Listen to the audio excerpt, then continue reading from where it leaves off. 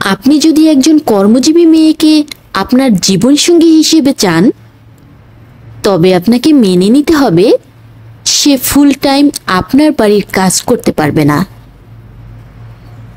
আপনি যদি একজন গৃহিণীকে আপনার জীবনসঙ্গী হিসেবে চান, তাহলে আপনাকে মেনে নিতে হবে যে সে আপনাকে আর্থিকভাবে সহায়তা করতে পারবে না।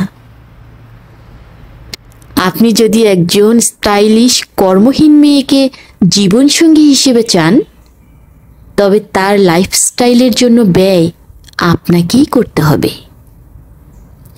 আপনি যদি একজন সাধারণ মেকআপের স্তরে মুখ ঢেকে না রাখা মেয়েকে বিয়ে করতে চান, তবে আপনাকে মেনে নিতে হবে তার মুখের ছোট ছোট ব্রণের দাগ এবং গর্ত।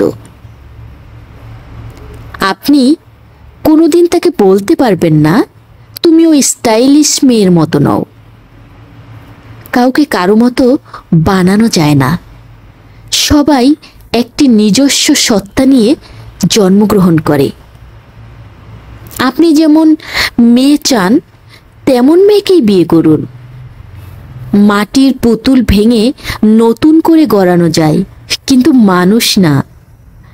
একই শরীরে আপনি কারিনা, জরিনা, মিশেল ওবামা, সিদ্দিকা কবির সবাইকে চাইতে পারেন না, কারণ আপনি নিজেও একসাথে শাহরুখ খান, বিল গেটস, টমি মিয়া নন।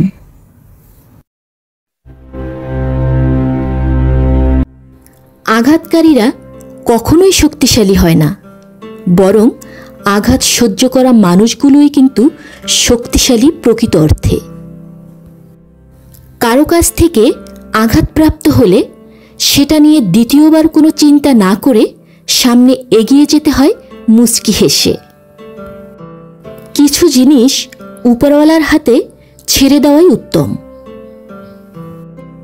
সেটা নিয়ে চিন্তা করে মন খারাপ করে সময় নষ্ট করার কোনো মানে হয় না।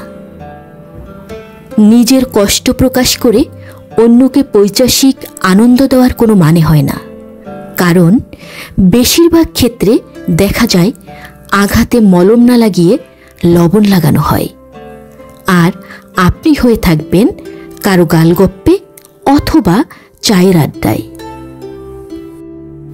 তাই আঘাত থেকে সহানুভূতি না নিয়ে শিক্ষা নিন। ঘোড়া চেনা যায় ময়দানে, মানুষ চেনা যায় নিদানে। সবই মুখ আর মুখোশের খেলা। মন আর মস্তিষ্কের লড়াইয়ে গড়িয়ে যায় বেলা।